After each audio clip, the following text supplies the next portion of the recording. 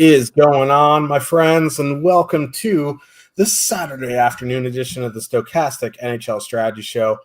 I am your host, Josh Harris, out of the basement. Thank God. No more basement shows ever again.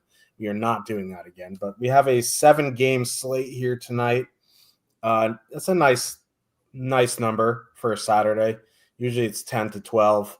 We'll allow 7 for sure.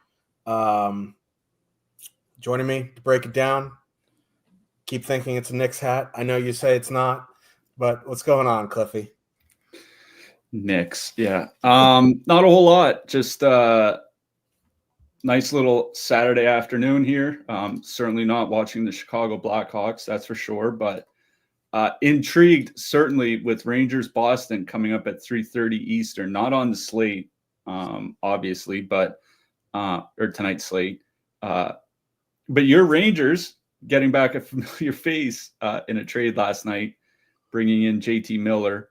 I mean, we'll see how that goes. Certainly helps them for this season. How it helps them maybe even next season, how it helps them beyond, I guess we'll find out. But 7 games on the board here tonight. Just before the show, before we started, you and I were talking about the totals. 4 of the games are at 5.5 totals, at least by the Stochastic numbers. And one of them started at 5.5 and moved to 6. Islanders, Tampa Bay. We'll talk about that in a second. But a few low totals, a couple 6.5s. That is driving ownership here today. I'm not afraid to play a low total team, but when I look at the teams with the low totals, it's like, yeah, Minnesota on the road, Islanders on the road. You know, Winnipeg is facing Logan Thompson. Detroit's facing Dustin Wolf. Like, I kind of get it. Makes me kind of nervous, but also kind of excited, a little bit like Jesse Spano about 30-some years ago. Yeah, I'll touch on, I know people are going to ask, so I'll touch on the JT Miller trade real quick. As soon as the figures for the salary cap the next 3 years came out, I just knew that they were going to go after JT Miller again. And if you're going to go trade for JT Miller, that's about the best case scenario that you can do, right? Like Victor Mancini, maybe he develops into something nice, but he was definitely behind a brigade of people on the right side. Philip Hedl, definitely the highest ceiling player of the trade, but he just hasn't been healthy. You know, the first round pick is protected, whatever, you know. They're deep down the middle this season, but all the guys are over 30 years old. They need to use Brandstrom. They won't, but they should. He is a very good puck-moving defenseman on the left side. They already said they're shipping him to the AHL, so. Yeah, so. You know, they're probably going to trade Zach Jones, too. They're probably going to trade Ottman if he doesn't come up soon, you know what I mean? So, if you're a Rangers fan, obviously they're going to go for it, which is nice, but, like, they're going to ship some guys out, and it's going to suck. But, yeah. Who you got in the Rumble, Cliffy? That's a good question. Royal Rumble is tonight. It's early. I think it's starting at 6 o'clock Eastern or something like that. Maybe it's just a pre-show. I don't know. I don't watch WWE week to week anymore. I haven't for, I don't know, like a year and a half now or so, but I still follow it a little bit, like writing and recaps, whatever. I guess CM Punk. Though John Cena is on his, quote, retirement tour. Like, if you know anything about pro wrestling, a pro wrestler never retires. Like, I think Ric Flair's retired like 6 times now.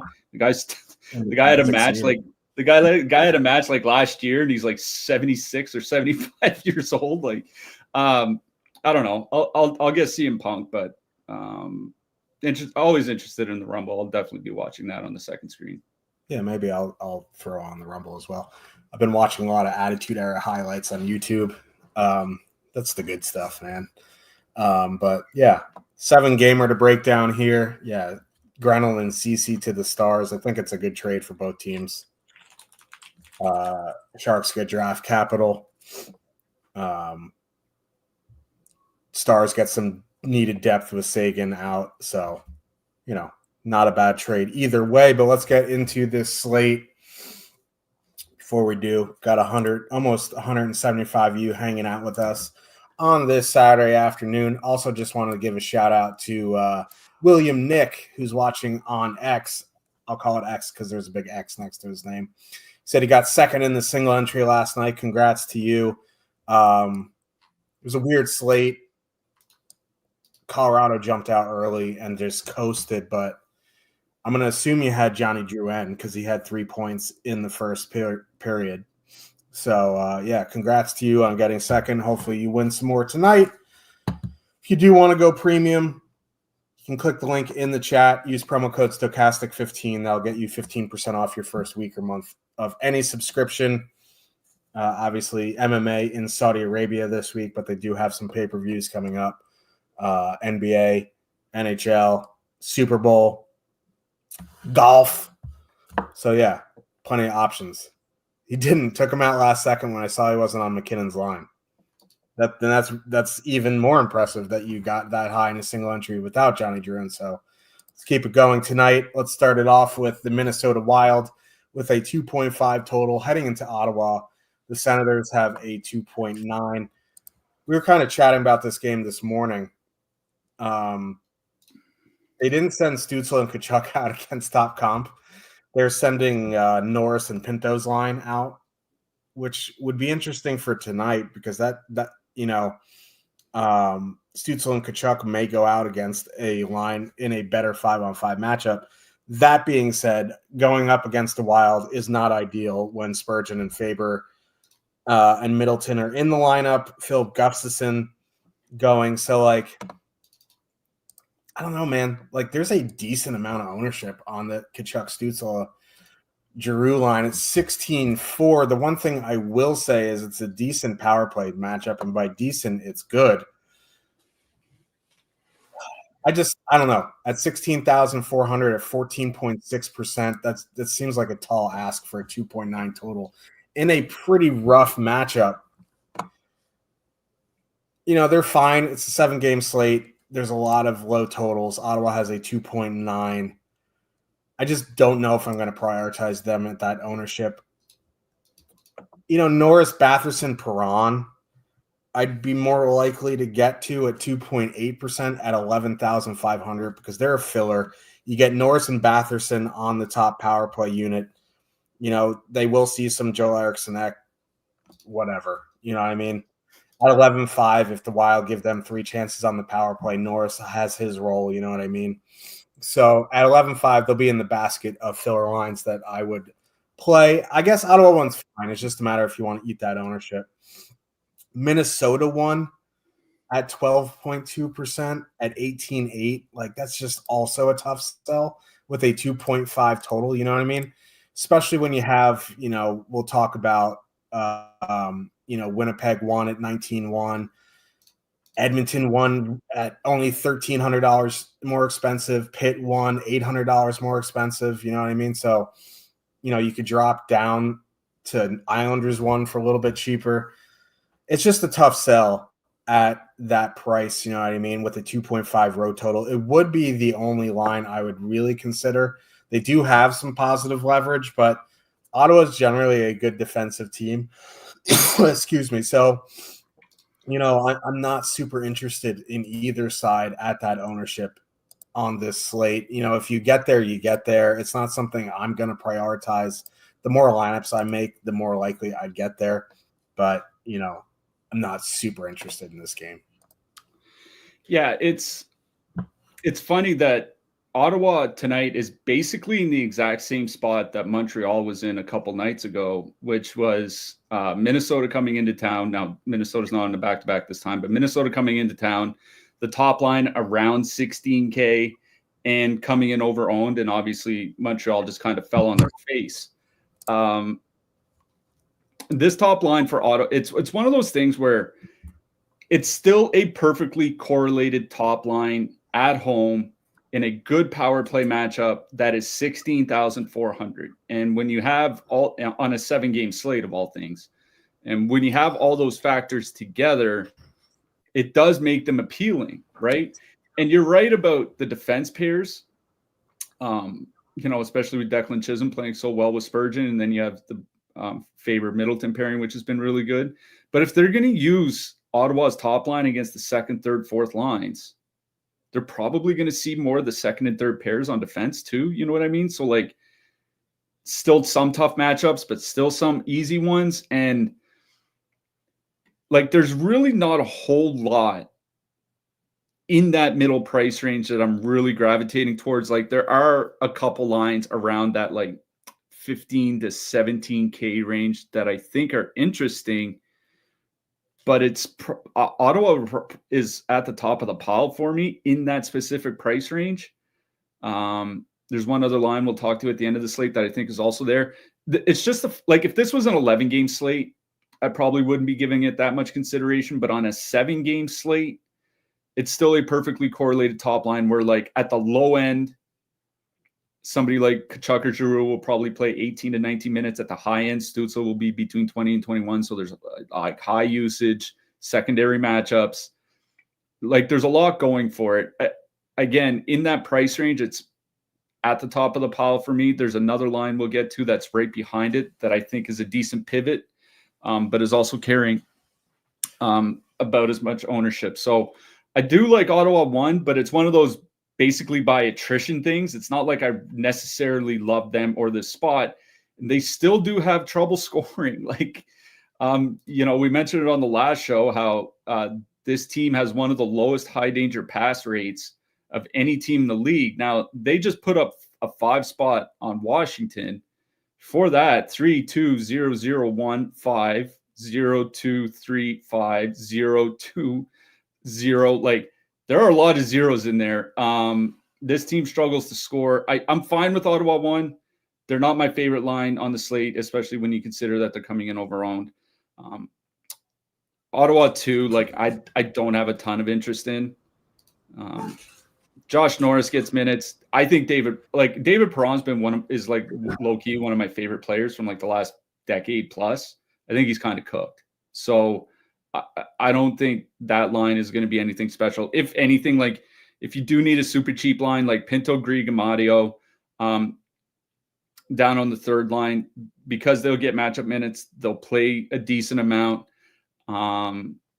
They are cheap enough where if you're playing like an Edmonton or a Tampa Bay power play stack, you can fit them in. So I think they're fine, but Ottawa is not a target of mine. Minnesota is not really a target of mine either. This isn't a very good power play spot. The Sens do take their fair share of penalties, but the penalty kill has generally been good to very good this season. And at 18.8, I think you made a good point about other lines in that price range. Like they're coming in with a lot of ownership, and like if I'm going to play a line with a lot of ownership in that price range, it's probably Pittsburgh. So I think that there are other pivots to each top line. The line I actually have the most interest in, and I'll get it through it quickly, in this game is the second line of Rossi, Hartman, Foligno. Rossi and Foligno, going back to last year, have generally played extremely well together. Why? I couldn't really tell you. But at some point, you just kind of have to have a little bit of faith in the numbers. Like going back to last year, 65 shot attempts, 2.9 expected goals, 2.9 actual goals per 60 minutes. They're not going to play a ton. They don't shoot a lot, but a two-man of like Rossi, Foligno, or Rossi and Hartman, something like that, I think that's fine. I think Minnesota 2 is my favorite line in this game, using them as a filler with your Tampa Bays, Torontos, Edmontons, whatever. Just not a ton of interest here. Yeah, if this was a larger slate, like you said, I'd have almost no interest. Shout out to Josh for no crying baby. Shout out to Josh for no crying baby, for real. No more basement shows. That was very frustrating. I apologize. New York Islanders with a 2.6 total heading into Tampa Bay. The Lightning have a 3.3. Anthony Cirelli is a game time decision. That's a big game time decision. So also Maxim Sipolkov up on the second line with Nelson and Palmieri. Top line, Horvat, Barzal, Lee. Tampa going Kucherov, Point, Gensel. Hagel, Cirelli, Geeky. If Cirelli's in, if Cirelli's out, it's pretty interesting for the Islanders because already, like, Tampa's not a great defensive team. They've broken up that top line because of how bad they've been defensively. With Cirelli, if Cirelli's out, like, I don't know how they're going to match up. Maybe they send out Point against, Barzal, which would be beneficial to Barzal. If they move Nick Paul up, maybe they send Nick Paul out against Barzal, which is beneficial to Barzal. If Cirelli's in, that line with Geeky has generally been good defensively all season. It has been sliding a little bit of late. I don't mind Horvat Barzal Lee anyway because it's a 7-game slate. I'd rather play the Islanders top line at 6.1% than, Minnesota top line in double digits for $1,300 more. If Cirelli's out, the matchups get better. So I don't mind taking a flyer on the Islanders top line. The Islanders second line is interesting now with Siplikov there because Nelson and Palmieri's numbers with Siplikov are excellent. So if Cirelli's in, they're going to see that Kucherov Point Gensel line. And, that's just a good matchup. So even though the Islanders have a small road total, I don't mind. Yeah, no crying baby. Now we have a barking dog. But I don't mind that Islanders second line either. On the flip side, if Cirelli's out, the only thing of interest to me would be that top line, and they're 23,900. And it's just why would I do that? I could power play stack the Oilers or something. I think a Kucherov runoff is certainly in play. I'll kick it to you because I'm going to go kill this dog. Give me 1 second. I'm actually not going to do that. I'm going to quiet him up. Yeah. My case for the Islanders is this: the Islanders basically all season have not had a good power play, whether Dobson was healthy or not. Whether they broke up the power play units, whether they put them all together, whether they put all the stars together. Now with D'Angelo there, it hasn't mattered. If you ever play the Islanders, it's never because of the power play, and that's actually a kind of a good thing for tonight in a way because Tampa Bay has generally had a pretty good penalty kill this year.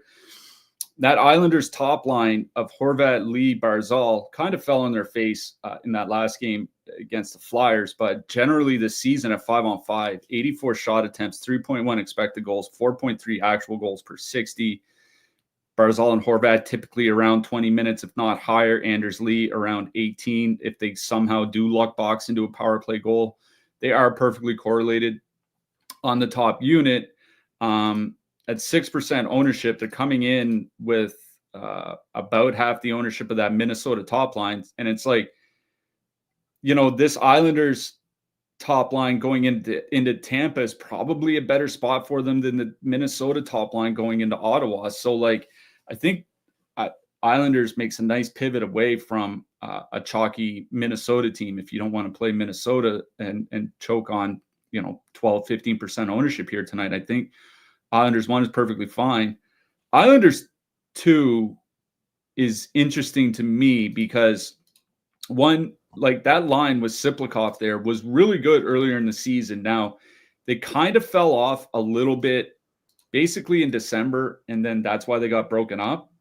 But for the first 2 months of the season, it was a really, really good 5-on-5 line, 11,100. So they're priced in a spot where you can play them with Edmonton, you can play them with Toronto, those types of things. You only get one guy on the power play, but I mean, like I said, it doesn't matter because this isn't a good power play matchup. I think Islanders 2 is probably my favorite line on that side, just because they get the better 5-on-5 matchup going up against the point line, which has been pretty poor defensively, and they're priced as a filler, so you can put them in with those expensive stacks elsewhere. So if anything on the Islanders side, it's probably the second line. For Tampa, it's not a great matchup. I will note that this morning, the team total for Tampa was 3.1 when I started going through the slate. In the most recent update, it's up to 3.3. So there's certainly money coming in on the over in this game, which I always find interesting. Also, this 23,900 is still expensive, but this line was $3,000 more expensive 3 weeks ago.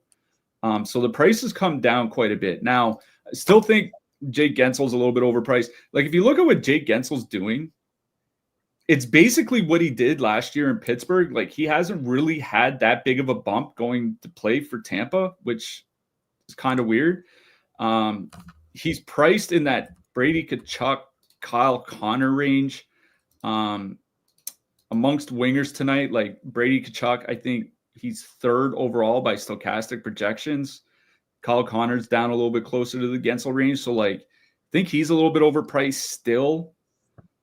But the Islanders, their penalty kill save percentage has gotten better. That's the one thing that's hesitating for me. But, that Tampa top line's coming in under 10% ownership, I think, for pretty good reason. If you look at the other expensive lines, it's basically like Toronto, or else, you're looking at nearly, almost double the ownership for Edmonton. You're looking at about the same ownership for Nashville, which we'll get to in a second. You're looking at like 2.5 times the ownership for Pittsburgh. So, like, it feels like a good mix, even though they are the most expensive line. Like I said, they've come down a lot in price. So if you do want to play an expensive line that's going to be less owned than Edmonton, that's going to be less owned than Pittsburgh, I think this is a fine pivot. In general, I'm not playing Tampa here tonight as a stack. One-offing Kucherov, one-offing Hagel, those things are certainly in play for me. I honestly think the only stack that I have a ton of interest in is using Islanders 2 as a filler. Yeah. The dog has been put in a timeout, so we're good for the rest of the show. Nashville Predators with a 3.3 total heading into Pittsburgh. The Penguins have a 3.1. Jake has given us an update on the top stacks, which is nice. The ownership didn't drastically change for the games we talked about. So that is nice. This is an interesting game because Nashville's on a back-to-back, and Saros didn't play yesterday because he was sick. We haven't gotten an update, and we probably won't. So, if you see an emergency recall this afternoon, there's a good chance that Saros is going to be out.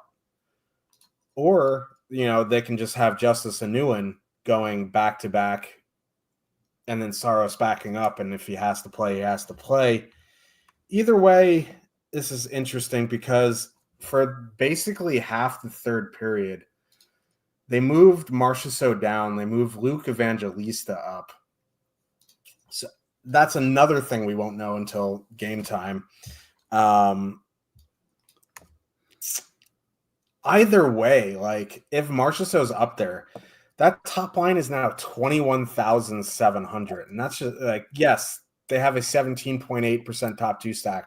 And yes, they're getting only 6.1% projected ownership. But, like, it's kind of a tough sell. Edmonton, you can play Draisaitl, McDavid, Perry for $1,500 less, if you want to play Corey Perry in this economy. But, like, the point I'm trying to make is, the Pittsburgh top line isn't great defensively, but it's gotten a little bit better over the past, month, 6 weeks. And, you can play the Nashville depth like O'Reilly, Nyquist, Evangelista for 11.6, Novak, Svechkov, my boy Zach L for 8,800. Like, I don't think you need a full stack that line, but if you're power play stacking Edmonton, for example, you could, one off Tommy Novak, one off Svechkov, something like that. I just don't think there's, in single entry anyway, to play Nashville back-to-back on the road, 21,700. You know what I mean? I'd rather play some one-offs of the depth. I think a one-off Forsberg is fine. I don't know if I'll full stack Nashville 1. Pittsburgh is pretty interesting here because there's a lot of question marks if Saros is in, out. Like, they could legitimately be seeing Justice Anuin back-to-back or worse. That top line is 19,700, which is $2,000 cheaper than Nashville 1. They have a higher top two stack at 21.8%. They do have 20.4% projected ownership, but, that line has been really, really good this season. 3.15 expected goals for, 3 actual. They're fully correlated. Nashville's penalty kill has been as good as Saros can carry them. If he's out, I think this is a decent spot. the Pittsburgh power play has been serviceable since they put Bunting and what's his name? Grizzly. Yeah, Boston Bruins legend Matt Grzelcyk on the top power play. So I think I prefer, even with the higher ownership, playing Pittsburgh 1 here to Nashville 1. I think a Bunting 1-off is fine. Honestly, the only line in this game that I'm willing to full stack, I think, is Pittsburgh 1. I think a Forsberg 1-off is fine. I think, depending what the second and third lines look like, I think you can do like an O'Reilly Evangelista 2-man. You could do a Novak Svechkov 2-man. You know what I mean? But full stack, it's just Pittsburgh 1 for me. Yeah. I'm going to start on the Nashville side. And this is the case I'll make for Nashville, is that both of these teams, I think they're both in the top half of the league this season by time shorthanded per game and power play opportunities per game. And they're both top 10 for power play opportunities and time shorthanded per game since Christmas. So like these are two teams that do spend a fair amount of time both on the power play and on the penalty kill. So if this is a game that has 7, 8, 9 power plays split between the two teams or something like that, it's something that would heavily favor Nashville, because the Pittsburgh power play for the first half of the season was terrible, anemic, and like you mentioned, it has been better since they moved Grzelcyk and Bunting onto the top unit. Am I convinced that that's going to keep going? I think like we had 2.5 years of data before that saying it won't. That's what's kind of holding me back. And the Pittsburgh penalty kill has just not been good. Now, Nashville's penalty kill has been on a bit of a slide, mostly related to save percentage, not necessarily shots and expected goals against. So, and we know the Nashville power play has legitimately been excellent almost this entire season, as long as everyone's been healthy. So because this could be a game that looks to feature a lot of power plays and for either side, hopefully, it's something that would tip it to Nashville for me. The problem is that price, right? It's paying $21,700 for Forsberg, Marchessault, and Stamkos.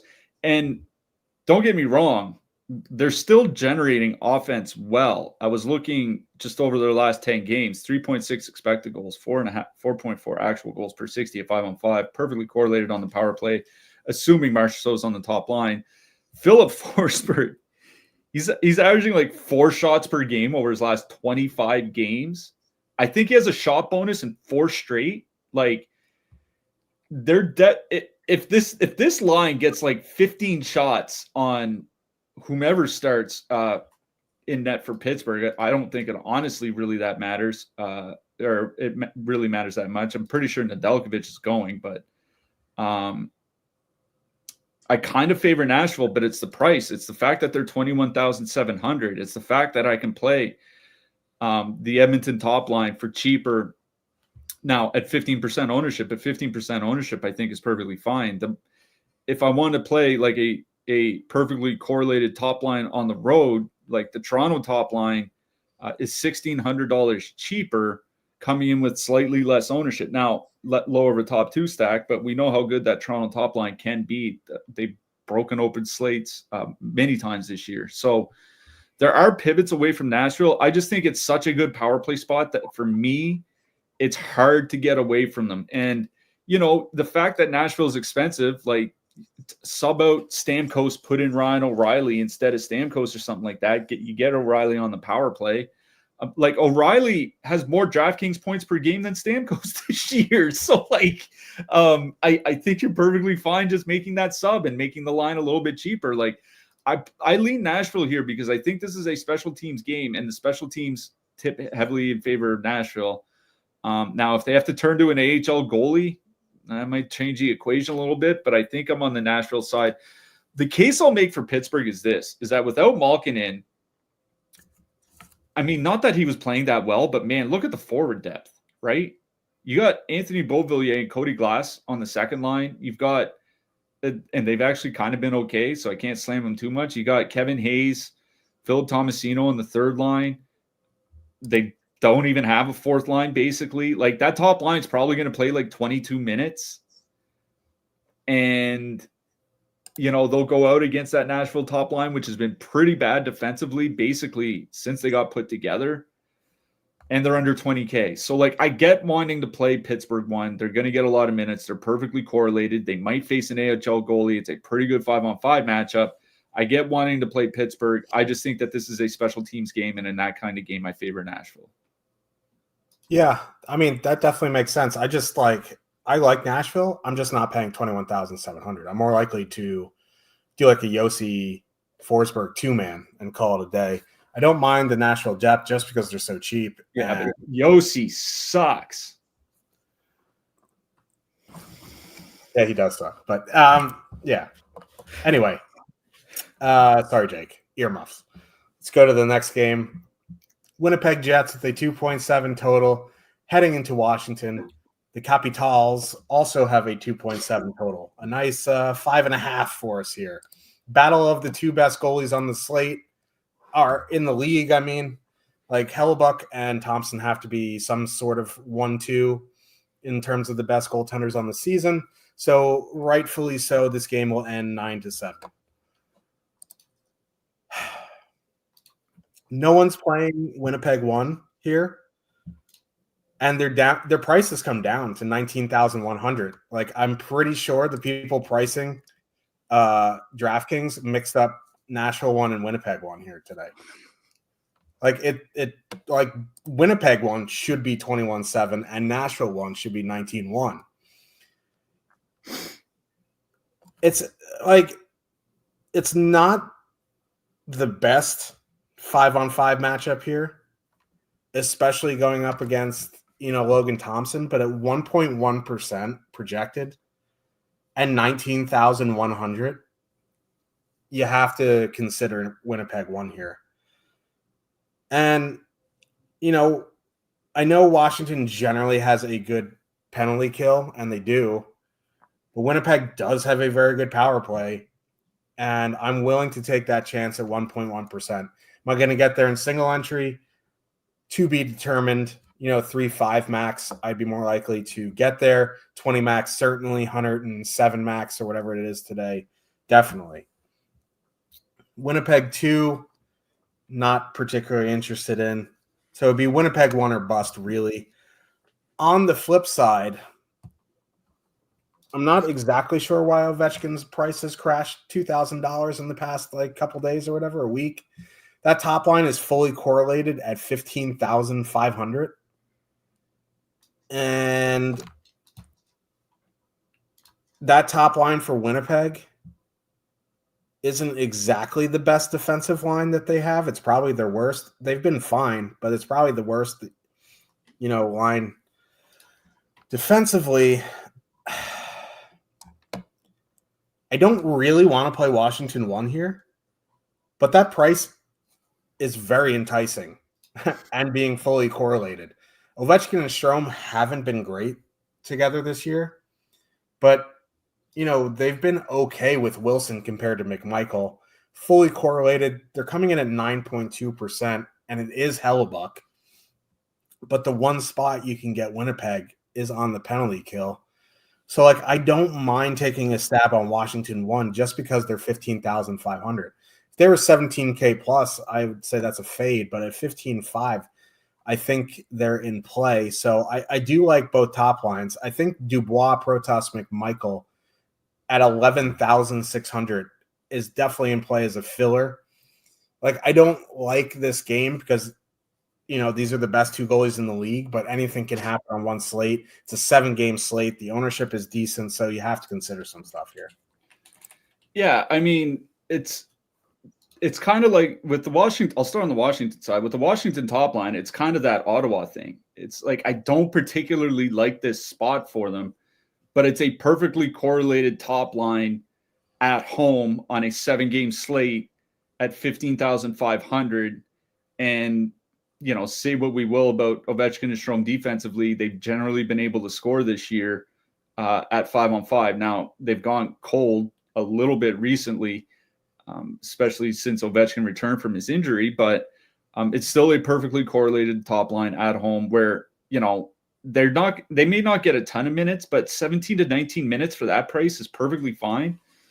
So I don't mind Washington 1 here. I would rather play Washington than Ottawa. Like, I think that's kind of where I'm at for the mid-price lines. They don't have, the top 2 stack compared to that Ottawa top line is lower, but they are cheaper with less ownership. So I think I would rather play Washington 1 here than I would Ottawa. I don't particularly love the spot. Like, listen, like Connor Hellebuck, obviously he has been, for me, he's been the best goalie in the league this year. Not that he's, unbeatable. He's made 41 starts. He's allowed at least 4 goals in 5 of them. That's not a lot. It's 13% of the starts. So like, he's not giving up a ton of goals, but it does happen. So if I was 20 maxing, I think having it like 1 or 2 of the Washington top line is perfectly fine here. Ovechkin and Strome since Christmas, they've gone cold, shooting 4.1%, 51 shot attempts per 60. That's what worries me, is that they're not really generating a lot. It's not like their shooting percentage is low. It's not like we talked about Nashville. Like Nashville in the first 6 to 8 weeks of the season, they were generating quite a bit, but shooting like 4%. Washington's not generating that very much, and they're shooting 4%. But like you said, the one place where Winnipeg can be had is on the penalty kill. So like, if they can get 1 power play goal, maybe luck box at 5-on-5, Ovechkin, empty net Birch gets one with the empty net, you're kind of laughing. So I do like Washington 1 here just because they're so cheap. Like you said, if this line was 17-8, I would probably just keep on scrolling. But at this price, like it's hard to just kind of, ignore them. Washington 2. What I worry about is that they're going to be stuck in the shutdown matchups against Winnipeg's top line. And now you mentioned Winnipeg's top line, not very good defensively, and you're right about that, but they're also pretty good possessing the puck. You know what I mean? Like they do generate a fair amount of offense. I think that Ottawa line is perfectly fine as a filler, or that Washington line is perfectly fine as a filler. Dubois, Protest, McMichael. Not much of a sample on them. They haven't done a whole lot together. 2.5 expected goals, 55 shot attempts per 60. But McMichael is on the top power play now. They kicked Jacob Chikrin off, so that does matter a little bit. It does give them a little bit of power play correlation, but I think this game is for Washington 1. On the Winnipeg side, like you're right about the top line. Like this seems like the pivot. Like if you want to get the high upside, low owned, expensive line, like this is the one to play. Like we've seen this, we've seen Kyle Connor and Mark Scheifele, the other way around. Scheifele and Connor are 2nd and 3rd in the NHL in goals, right? So these are 2 of the 3 top goal scorers in the league coming in at 1% on a 7-game slate. At a certain point, you just, the ownership is just a little bit too much to, kind of ignore. And it's not as if Winnipeg hasn't lit up good defensive teams. Like they, Kyle Connor had a big game against Florida earlier in the season. He had a big game against Vancouver. Now, Vancouver, not as good, but they've generally been a pretty good defensive team this season. He had a big game against Calgary. Like it can happen. I'm probably not playing them because this is a matchup of the 2 best goalies in the NHL, but I certainly get playing Winnipeg 1. I don't have any interest in the Winnipeg depth. If I play anything from that side, it's the top line. But you're facing Logan Thompson. You're facing an elite penalty kill. I think I would rather look elsewhere for my expensive low-owned top line. We'll get to Toronto in a second. We just went over Nashville, which is probably going to be around 5-6%. So I do think there are just pivots I'd rather go to. But if I played Winnipeg, it's the top line. I think I have more interest in the Washington top line just because of their price. Yeah. Los Angeles Kings with a 2.5 total heading into Carolina. The Hurricanes have a 3 total.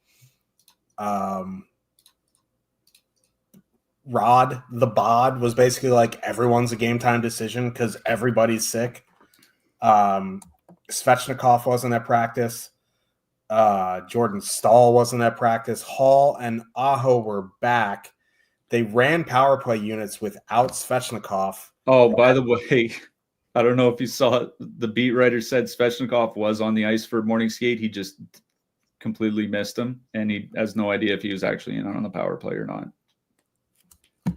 Cool. I would imagine he's there, but like, did they confuse Jackson Blake and Andrei Svechnikov? I mean, that feels like those feel like two pretty tough players to confuse. You know what I mean? You would think, but I don't know. So like, we're gonna have to wait and see because, well, they called up a couple guys. Stahl wasn't there. They said they have a whole bunch of guys under the weather. Aho is skating, so I'd imagine he's going to play on the line with Rantanen and Aho, or Rantanen and Blake. This just isn't a great matchup anyway. And there's no ownership here. I just like, if Stahl's out, like that's going to change the matching. And that's kind of important because like Stahl's Jarvis Martinook, we're going to see Kempe Kopitar Turcotte, and that line has like the Stahl line has been really, really good this season. I think they're going to use Aho and Rantanen against top comp regardless. I looked at that last game. What was Chicago was in town, I think. They sent out Roslovic and Rantanen 50% of the time against Bedard. Yeah, it's just like Rod is bored, I think. So like that Rantanen Aho Blake line, very, very small sample, but they've generally been fine. Like that, they're going to be a good line.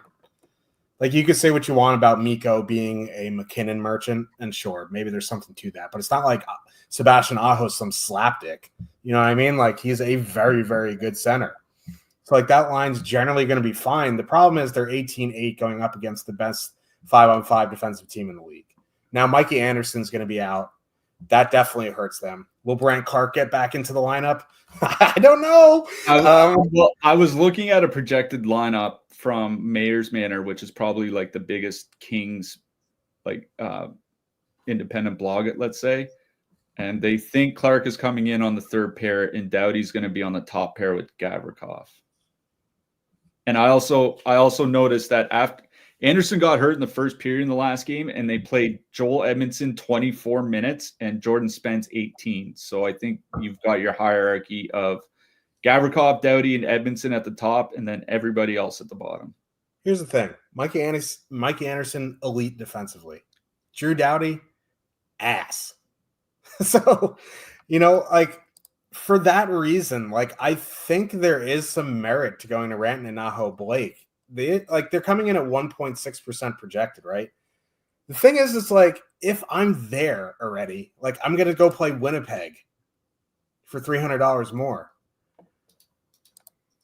It's like if I'm gonna play a low-owned line, I think I'm gonna go to Winnipeg. Now, you can make the argument that like Kemper obviously isn't Logan Thompson, so like for that instance, I think you can do that. I don't know. Like if Stahl's in, I'm going to have interest in that Stahl Jarvis Martinook line, regardless of the matchup, because it's a smaller slate. They're 12,000. Jarvis is under 6K now. He's been producing, and his price has gone down. So like, I'm interested in that Stahl Jarvis Martinook line. It's a question of whether Stahl is in or not. I do have interest in Carolina 1. It's just like if I'm going to play a low-owned line, I'm probably going to go to Winnipeg. We have to see what their lineup looks like because there's a lot of game time decisions. On the Kings side, again, I don't mind Kopitar, Kempe, Turcotte at their price. They're down under 14K. Like Mikko Rantanen, excellent offensively, terrible defensively. So if they are going to send out that Aho line, like I don't have a problem using Kempe, Kopitar, Turcotte essentially as a filler. But again, my favorite line in this game would be, or on the King side, would be Fiala, Byfield, Laferriere, 12,700, coming in at 1.5% projected. So like it's more of the depth lines that I like. If Stahl is in and it's Stahl, Jarvis, Martinook, I like them. I like Byfield, Fiala, Ferrier. Yeah, I think it's very important to kind of note that that Mikey Anderson's out because he's one of like the 10 best defensive defensemen in the league, give or take. I don't know if anybody's watched Drew Doughty since he returned. He's gotten rinsed in both games. Now, if you want to, obviously he missed 50 games. Been out since the preseason. You want to say that it'll take some time for him to get up to speed. Okay, I don't have a lot of problem believing that. He got rinsed in his first 2 games, and now he's facing the Carolina Hurricanes, like on the road. Like the Edmonton playing Drew Doughty at his age in Game 3 after missing 50 games, and Joel as probably your number 1, if not your number 2 defenseman, and then having Joel Edmondson as your number 3, that's just begging for trouble. So if this was a week ago, I would say I have almost no interest in Carolina. But with Anderson out, with Doughty back, and looking as bad as he has in those first 2 games, I kind of have a little bit of interest in the Hurricanes here. The other thing is like through the first 6 weeks of the season, the Kings were one of the most penalized teams in the league, like amongst the top 10. Then they went in a little bit of a lull through December. And then since Christmas, they're like, I think they're back up to like 11th in the league by time shorthanded per game, like higher than the league average. So they could be giving up a fair amount of power play opportunities without Mikey Anderson on the PK. So I don't mind that Carolina top line, actually. Rantanen, Aho, Blake, 18,800. Rantanen's price has come down a little bit, mercifully. They're under 19K. You know, in that price range, like it's basically, do you want to play them or do you want to play Winnipeg if you want to go to a low-owned line? And it's like, would you rather play Winnipeg on the road against Logan Thompson or Carolina at home against Darcy Kemper? Like, that's just kind of the way that I'm looking at it. So I do have some interest in Carolina 1 here as a pivot away from like the way more chalky Pittsburgh and Minnesota stacks. So I would rather play Carolina than Winnipeg. Obviously, by top 2 stack, lines like Pittsburgh and Minnesota are still ahead. But if you want to go to one with really low, like if you're playing 20 lineups and you want a low-owned pivot away from them, I think Carolina here is perfectly fine. Like Rantanen's price should keep coming down, but $500 is still $500, and he's still going to play about 19 minutes, and he might get a lot of power play time depending how many penalties the Kings take here tonight. So I have interest in Carolina 1. The Stahl line is fine if you want to play them. Like you said, Seth Jarvis has like 75 DK points in his last 4 games, and his price has come down 10%. I just whatever. They're perfectly fine as a filler, no issue with them. But it's Carolina 1 for me. On the Kings side, it would be one of the depth lines, probably Fiala, Byfield, Laferriere. Laferriere and Fiala, 3.4 expected goals, 68 shot attempts per 60 in 285 minutes together. They've generally been pretty good. Laferriere, Fiala, both on the top power play. It is one of the worst power play spots in the league, and they have a terrible power play, but they do get power play time, and that's still worth something, even in a very bad spot. It's probably Kings 2 that I would play from the Kings side. I have no interest in the top line. I don't think Alex Turcotte's going to be long for the top line. I'm going to be honest. I think eventually they've already moved them off a couple times over the last couple of games. But if I'm going to play like a 12K line in this game, I'll probably just play Jarvis, Stahl, Martinook. You know what I mean? So Kings 2, I think is fine. But for me, this is a Carolina game and Carolina 1 specifically. Yeah, I do like Carolina a lot more. It just depends on their lineup, which we won't know because, you know, generally it's coach speak. We're like, everyone's sick. And then it's like some random, you know, depth defender. But like legitimately everyone's sick on that team. So it could be anybody. Let's get to the main event of the evening. Toronto Maple Leafs with a 2.9 total heading into Edmonton. The Oilers have a 3.5. We have someone in our Discord going to that game. We already have given him specific instructions to tell Mitch Marner a couple of things with a lot of 4-letter words.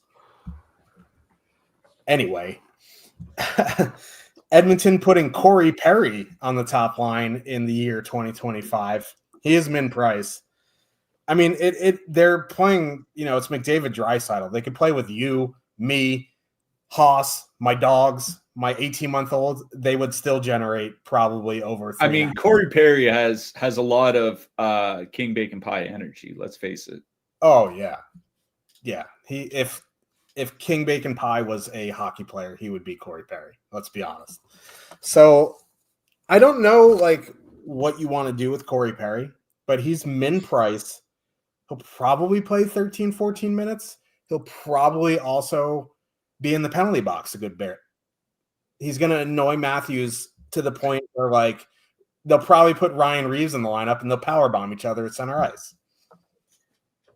This is a really good power play matchup for the Oilers, though. So, if you want to leave off Perry and add in Zach Hyman, you could just leave Perry and add in Hyman because he's min price and he'll be there.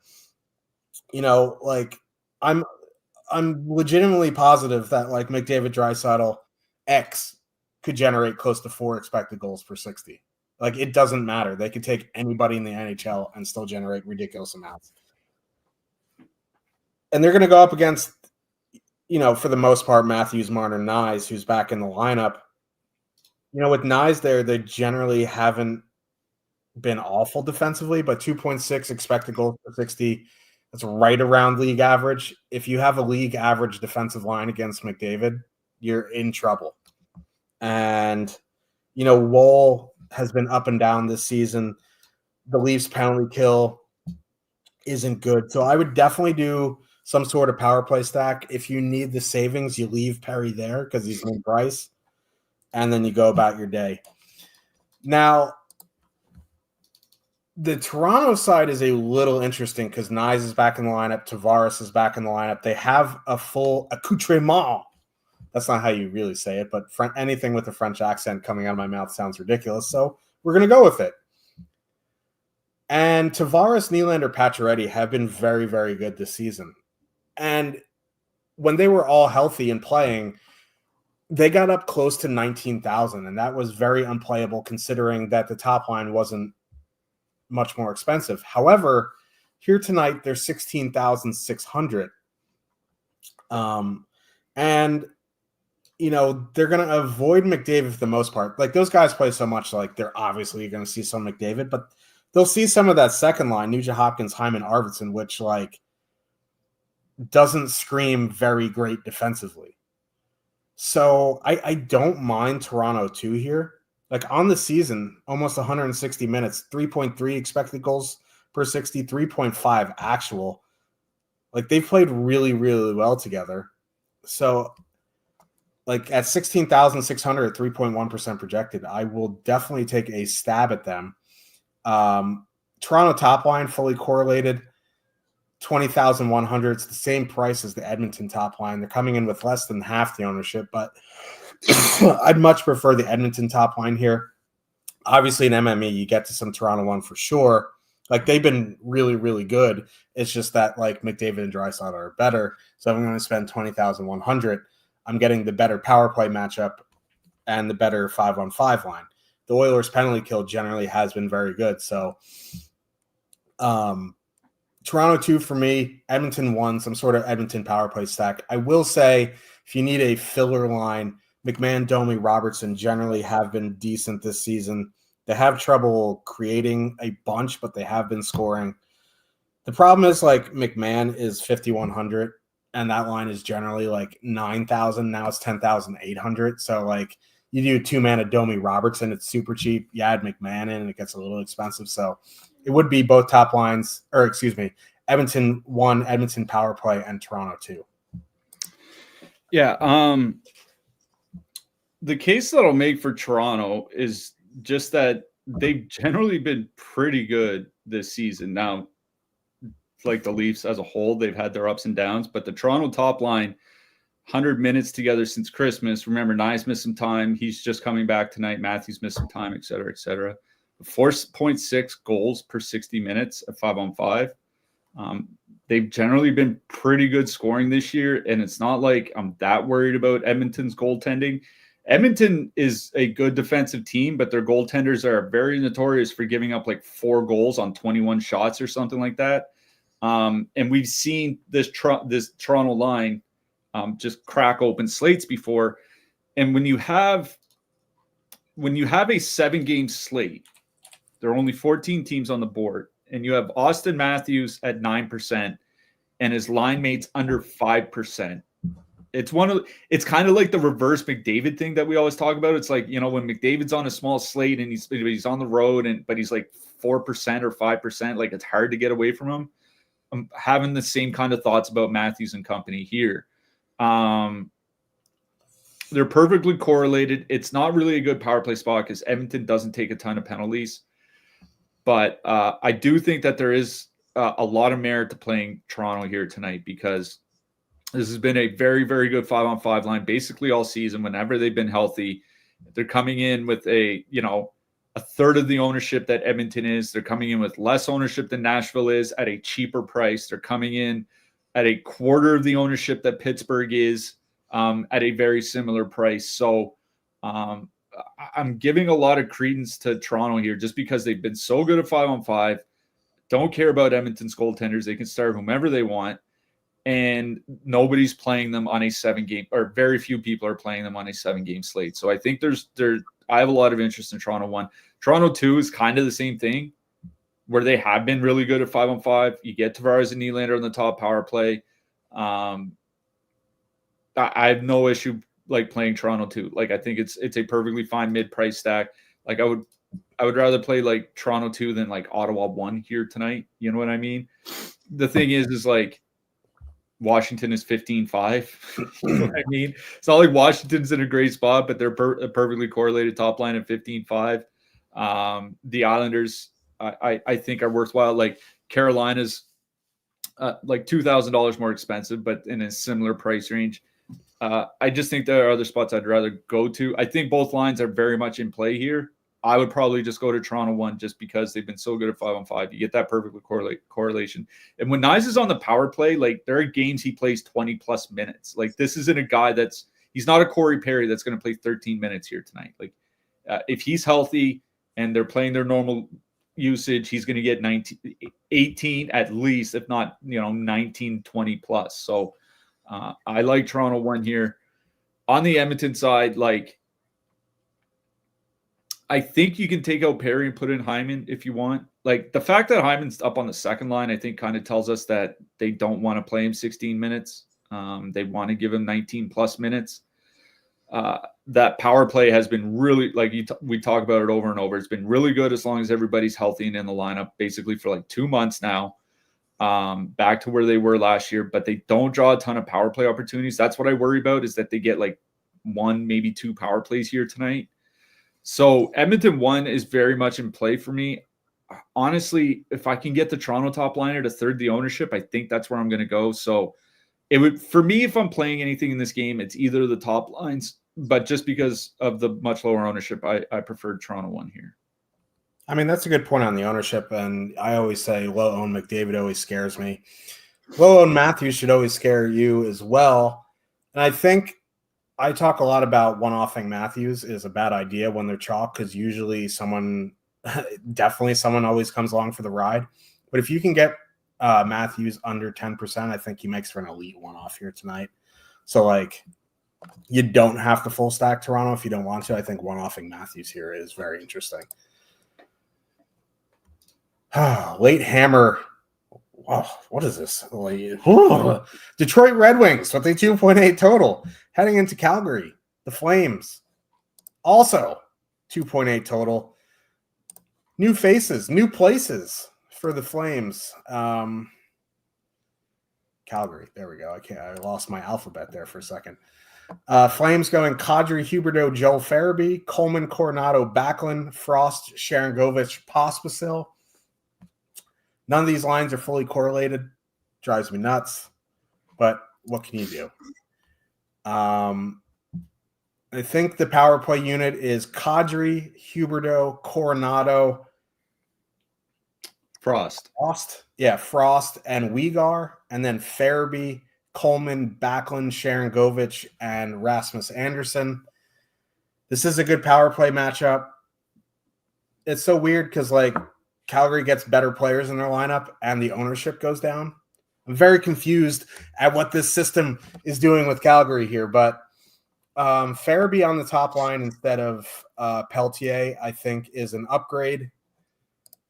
That third line, now they have 3 lines that can play. Like Morgan Frost, like shouldn't have been a top line center for the Flyers. That just speaks to how bad their depth is down the middle. I think Frost generally should be a middle 6 defensive center. I think he does have some offensive skill, and I think that third line with Sharangovich and Pospisil will generally be fine and beat up teams at home in good matchups. You know what I mean? Like the Detroit depth is a good matchup for this Frost, Sharangovich, Pospisil line. So at 10-5, if you want to, take a stab, if you're power play stacking, you don't need to. You can take off Pospisil or something, go Frost, Sharangovich, and call it a day. So that's fine. But my interests are on the top 2 lines for Calgary here. I'm interested to get your take because obviously we know what Coleman, Coronado, and Backlund are, and they're going to see Larkin, Raymond, Casper. Coronado being on the top power play unit is probably their best scorer on the team. I'm fine with them at 12-7, 9.2%. I think I want to go to Kadri, Huberdeau, Farabee just because it's a better power play matchup and you get Kadri and Huberdeau on the top unit, Farabee on the second unit. They're a little bit more expensive. They're a little bit less owned. They're $700 cheaper than Detroit one. They're coming in with half the ownership of Detroit one. I like Kadri, Huberdeau, Farabee here. I think Farabee got I don't want to say an unlucky shake, but Farabee is not a Tortorella type player. I think he is going to fit better in Calgary here. I do like the Flames top line at 14-2. So for me, in ranking Calgary's lines, I'm just going right down. 1, 2, 3 is 1, 2, 3 for me. Detroit side is a little interesting here. The issue is the ownership because Larkin, Raymond, Casper have been very, very good this season, and they're fully correlated, and Calgary's penalty kill sucks. They're 14,900, 8.6% top 2 stacks, 17.8% projected ownership. That is the issue there because for $600 more, I could go get a fully correlated Washington line. Yes, it's a way worse matchup, but this is a tough matchup for them at 5-on-5, going up against Coleman, Coronado, Backlund. It is also Dustin Wolf in net. I think Calgary's realizing who the better goalie is. He is the rookie of the month. I will say it is a very good power play matchup for both sides. So if you do want to play Larkin, Raymond, Casper, go ahead. They've been rolling. Lucas Raymond was already good, but he looks like a different player under Todd McClellan. The issue for me is I can get Kadri, Huberdeau, Farabee for $700 less at half the ownership. So I'm fine with Detroit 1, but I think Calgary 1's my favorite line in this game. Obviously, you could play Coleman, Coronado, Backlund. Detroit 1's in play. I just don't know if I can play that ownership here. So on the Detroit side, my only interest is the top line because they are perfectly correlated. There is a lot of ownership, like you said, 17.8% projected against an 8.6% top 2 stack. The case I'll make is this. One, Detroit draws a lot of power plays. Since Christmas, I think they're first in the league by power play opportunities per game. They're ahead of Nashville in that sense. On the season as a whole, Detroit is 4th by power play opportunities per game. So they get a lot of power plays. And on the flip side, Calgary takes their fair share of penalties. Since Christmas, 6th most times shorthanded per game in the league. On the season, they're 12th, so they take more than the league average on the season, and it's been getting worse over the last 6 weeks.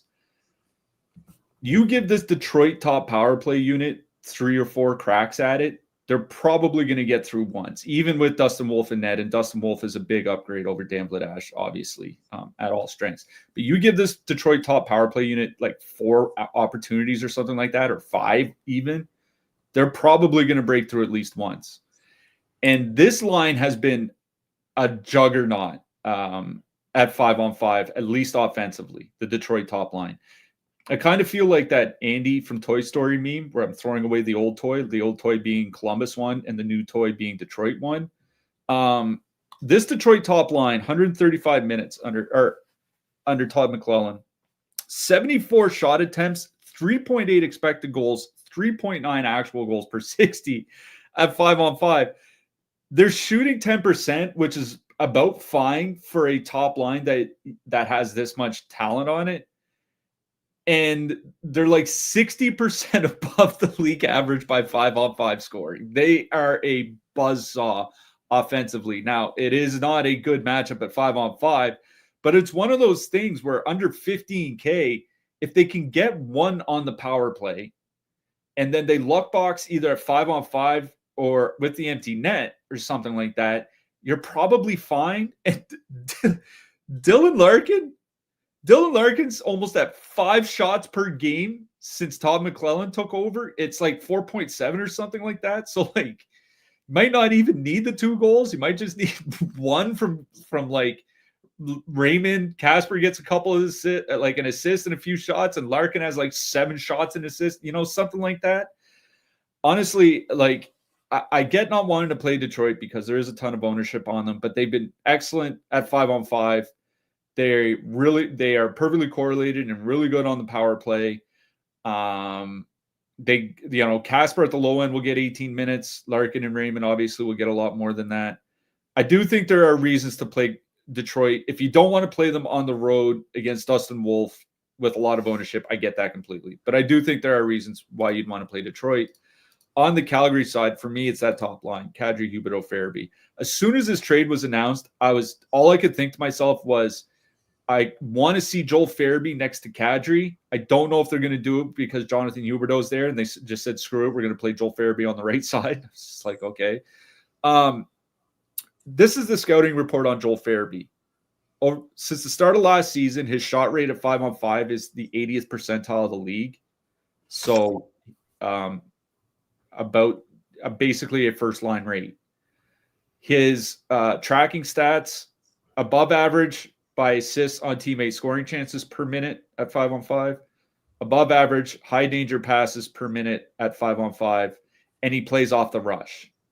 There's only one line on this Calgary team that plays off the rush, and it's Kadri and Huberdeau. I think this is about a perfect fit as Joel Farabee could possibly get, unless he was traded to like Colorado to play on the top line or something like that. You know what I mean? I think this is a really good fit for them. I don't know if I'm super excited to play them here, but second and third lines from Detroit, Kadri and Huberdeau on the top power play against a middling, at best, Detroit penalty kill. I think there are a lot of reasons to play this Calgary top line here. So for me, it's either top lines in this game. Maybe you want to see how Farabee works out. This feels like one of those spots where I want to get it on the ground floor in case it works out as well as I think it could. And this price goes from 14.2 to 16.2 in 2 weeks. So I like both top lines. In a nutshell, I like Detroit top line better, but at half the ownership, I think there's a lot of merit to playing Calgary. Yeah. I'm almost never on Calgary, and I like that line. Well, mostly I'm never on Calgary because they're a filler line with like 87% ownership. You give them a line at 14.2 that you can't fit with Edmonton, and then we're talking.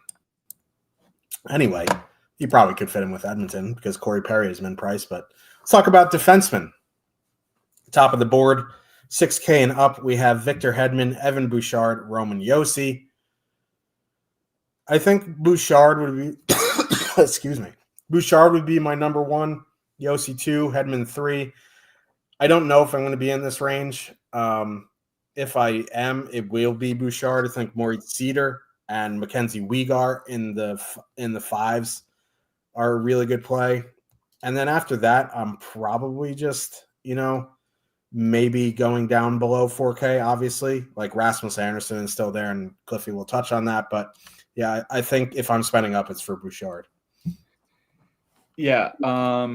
Roman Yossi is the top overall projection, but he is a lot more expensive than Bouchard. Bouchard is a better point per dollar value. There's also a good one on Victor Hedman. The Hedman's certainly playable. The Islanders have been getting better on the penalty kill. Like that type of thing worries me. I think I agree with you. Bouchard would be at the top of the board for me with Yossi just behind. Moritz Seider's projecting extremely well. I always worry more when Moritz Seider's projecting extremely well. He can rack up shots and blocks. He's kind of like Mackenzie Weegar in that sense. I would rather play Seider than Weegar. But if I'm going to pay up, that for $5,700 for Moritz Seider, I'm just going to find $700 to just go to Evan Bouchard instead. So, in that mid-price range, I think it's, somebody like Thomas Chabot. Darnell Nurse, I think, is fine. Rasmus Anderson, I think his price went back down again to $4,300. It's like, anyways, Rasmus Anderson, $4,300, certainly. Amongst the cheap guys, there's not a lot in the 3K range, particularly. Like Matt Grzelcyk, okay, power play time. Alex Romanov, certainly for the Islanders, he might have to get a lot of ice time with all their injuries. He has been getting a lot of ice time with all their injuries. Darren Radish is at the top of the board by projections, but under 3K, like you have Matt Roy, you have Scott Perunovich, who's still very cheap. He has assists in both his games since he got to the Islanders. He's a good puck-moving defenseman, and he's getting 18 minutes or whatever. Ryan McDonough is projecting extremely well. Pittsburgh traded Marcus Pettersson. I don't know where the minutes are going to go there. Maybe like Ryan Shea or something like that. Like, you take a stab if you really need to go down that far. Albert Johansson's still getting 20 minutes a game. Like, Joel Edmondson's under 20 minutes, under 3K. He's probably going to have to play over 20 minutes with Mikey Anderson out. So there's a lot of guys in that 2,500 to 3K range that I think are in play, which kind of negates my interest outside of really Alex Romanoff of that 3 to 4K range. Yeah. Let's talk about goalies. Do we have to? Sure, we have to.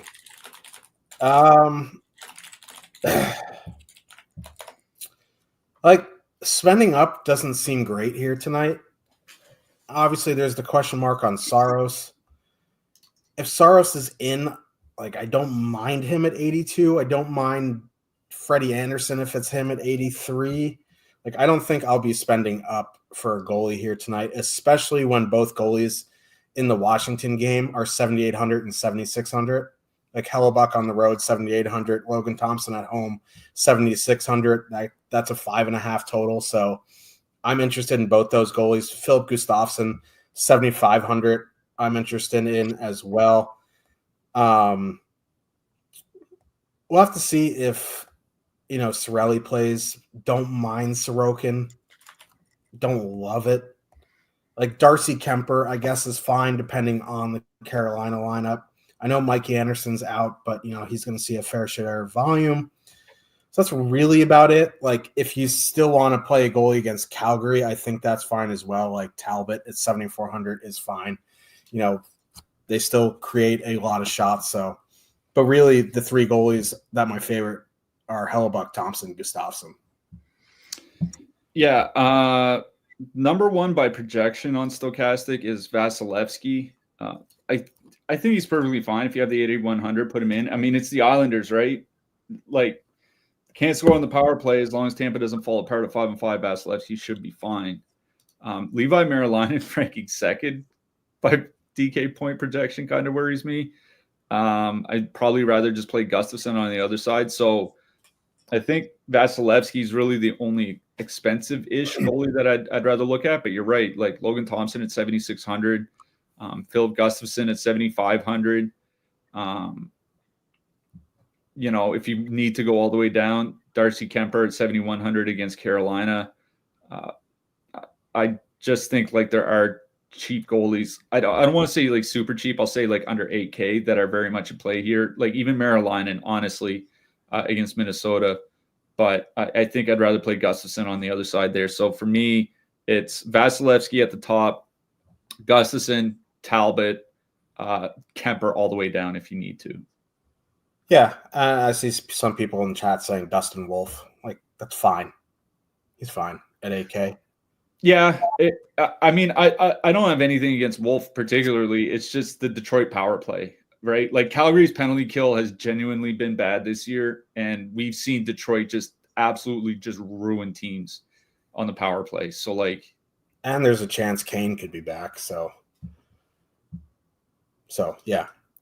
I don't know the schedule next week, but I think it's a Tuesday, Thursday, Saturday.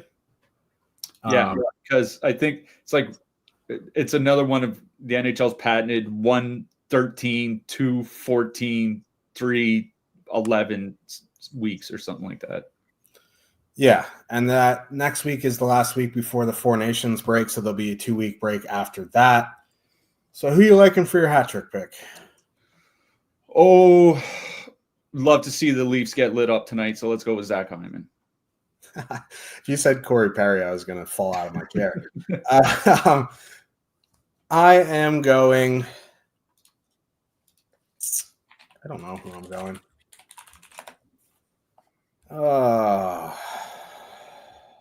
Let's go spicy meatball. Tommy Novak. That would be something. I mean, listen, he's a really good player. It's not like Pittsburgh's been able to keep too many people off the score sheet. Natural hat trick, 13-17 of ice time. Sounds about right. Yeah. But yeah, we'll see you on Tuesday, everybody. Good luck tonight. And we'll see you in the Discord to, I'm sure, talk about some random shit with the Haas. Good luck. Good luck tonight, everybody, and enjoy the Royal Rumble.